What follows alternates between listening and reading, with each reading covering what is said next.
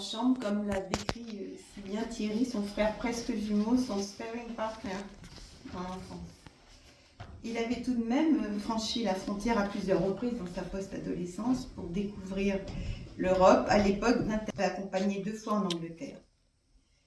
Il aimait profondément le Finistère, la presqu'île de Crozon, région nimbée de mystères où les anses se succèdent, débouchant sur des paysages majestueux qui, selon lui, valaient 1000 cathédrales. Il se serait bien réincarné en brin d'herbe sur ces falaises qui surplombent des tas de bois, rochers où se nichent les mouettes, dans ce magnifique domaine d'Armorique. Il me disait sans cesse qu'il me reconnaîtrait facilement au milieu de cette bruyère du fait de mes cheveux bouclés. Mais Paris, qu'il a vu naître, était sa ville de prédilection et il affectionnait particulièrement l'argot dont son père, notre père, était friand. Il dessinait aussi à tout bout de champ sur des post-it des caricatures très vivantes, d'ailleurs il y en a quelques-unes, et très dynamiques, bien assis sur son fauteuil de taulier, comme certains l'appelaient, attendant le chaland au comptoir du caoutchouc. Et il n'était pas peu fier d'avoir été corrigé entièrement par les éditions de Noël pour son roman d'aventure où l'action se situe entre Paris et le Brésil. Donc il a quand même voyagé, mais il a voyagé en chambre, comme on disait tout à l'heure, et il s'intitulait Ballade pour Amalia. Alors il n'a jamais été édité, mais ceux parmi vous qui ont lu son manuscrit, il y en a plusieurs parmi vous, ils souriront à la lecture de ces quelques extraits et ils reconnaîtront bien la verve d'Éric aussi bien que sa fibre poétique. Alors, je vais vous lire 3 petits passages écrits par Éric. Là.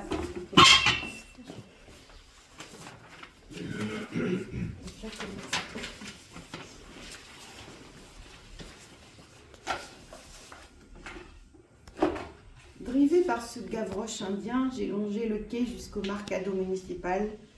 Ça se passe donc à Manaus, au Brésil, où m'attendait une surprise de taille. Un vrai tableau surréaliste. Les structures métalliques que j'avais sous les yeux étaient l'exacte réplique du fleuron des vieilles halles de Paris, du pavillon Baltard, un mythe que je ne connaissais personnellement que par des clichés grisâtres. Ma vision du jour donnait plutôt dans le technicolor, d'autant que sur la rive opposée, la silhouette végétale de la forêt amazonienne servait de toile de fond à ce rêve éveillé. L'illustre bâtisse semblait avoir ressuscité au bout du monde. Elle regorgeait maintenant de produits exotiques dont j'ignorais jusqu'au nom. Quant au fort des Halles et aux marchands des 2 saisons tropicales qui transpiraient dans la place, ils n'avaient rien à envier, question coup de gueule, à leur alter ego des siècles passés. S'ils aboyaient dans un registre plus musical, le fond de leur discours ne me paraissait pas si éloigné. Pour pimenter ce mélange des genres, j'entendais distinctement une ritournelle d'Édith Piaf, une chanson quasi universelle dont je connaissais l'origine sud-américaine, mais qui était curieusement interprétée en français, à croire que le guarana avait des vertus hallucinogènes. Ensuite, il y a 2 autres passages, je ne vais pas être trop longue. Alors là, il parle des Indiens, je ne sais plus si c'est les Nambiquara. Regarde cet édifice, il a été construit par des hommes vigoureux. Il pouvait contenir au moins 200 personnes. Où sont-elles passées? Quand les missionnaires sont arrivés ici, ils n'ont pas rencontré une vingtaine de misérables, mais une communauté harmonieuse et importante.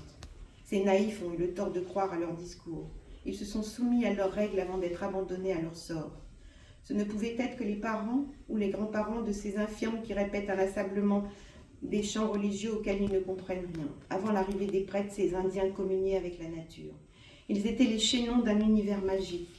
Leur destin s'inscrivait dans la course des nuages. Ils parlaient au soleil, ils étaient des faiseurs de pluie.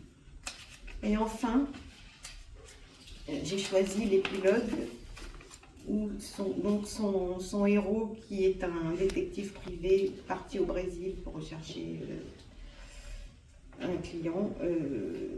Quelques minutes plus tard, je rentrais au bercail. Me voyant débarquer le teint hâlé, un sac de voyage sur l'épaule, la bignole qui m'accueillait avec un paquet de factures s'est permis cette réflexion. « Alors, c'est fini les vacances? Vous retournez au chagrin, monsieur Merlot ?» Laissant glisser, je suis remontée chez moi sur les rotules. Remettant à plus tard l'ouverture du courrier, j'ai eu tout juste le réflexe d'enclencher mon répondeur avant de m'effondrer sur le canapé.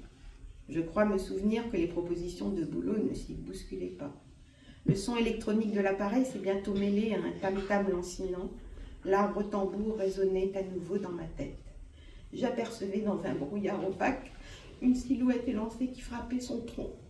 Du haut d'un piton, Rita m'invitait à la rejoindre. Les yeux fermés, j'ai pris la tangente. Bon voyage, mon Jojo, je t'aime.